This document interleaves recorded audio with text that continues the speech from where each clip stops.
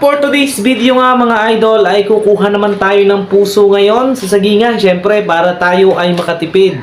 At dahil sa taas ng bilihin ngayon mga idol, ay nakaisip na lang tayo na manguha ng gulay doon syempre sa sagingan. Doon tayo kukuha ng puso. At isang pamamaraan ito mga idol para tayo ay makatipid.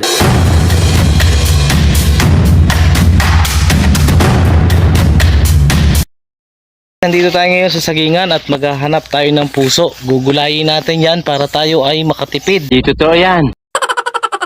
At ito na mga idol ang aking sandata ngayon. Isang kawayan na may kutsilyo sa dulo para tayo ay makakuha o panungkit ito ng puso. Ang puso mga idol dito sa aming lugar ay hindi na binibili.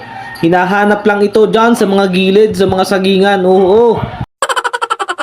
At kasama ko nga pala mga idol ang aking baby girl at ang aking pamangkin. Natatandaan ko nga pala mga idol, ang lugar na ito ay dating ilog nung maliliit pa kami. Dito kami lagi naliligo ng aking mga kaibigan mga idol. Napakalalim ng lugar na ito. Aba, at may pagkaway pa talaga ang baby girl ko. Pasalamat na lang kami at lumipat ang ilog dun sa kabila at mas ligtas na ang aming lugar ngayon. Dito to yan.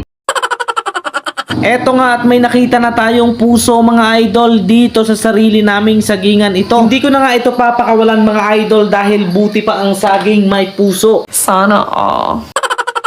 At ngayong nakakuha na ako mga idol ng isa ay malaki na ang pag-asa ko ngayon na makatipid. Ang sapa nga palang ito mga idol ay dati kong pinamimingwitan noon at marami akong nahuhuli dito sa tuwing ako ay mamimingwit. Pero dahil ang target kong ulam ngayon mga idol ay puso ay lilipat tayo ngayon dun sa taas-taas upang ang isa nating nakuha ay madagdagan pa. At dahil swerte nga ako ngayon mga idol ay nakakita ulit ako ng isa. Natuwa nga ako mga idol sa mga pagkakataong ito dahil medyo malaki ang isang ito. Ganito nga pala mga idol ang tamang pagkuha ng puso sa mga hindi pa marunong dyan. At dahil nga sa aking pagtsatsaga ay nakatatlo ako ng puso na nakuha. At dito nga ay nakakasigurado na akong ligtas na ako sa pagbili ng ulam. At ito nga luto na mga idol, hindi na naipakita ang pagluluto. Bulang lang na puso yan, nasawsaw sa bagoong. Sa mga pagkakataon ngang ito mga idol ay napakasarap na itong isampal sa bahaw. Ito na ang pagkakataon mga idol upang tayo ay kumain.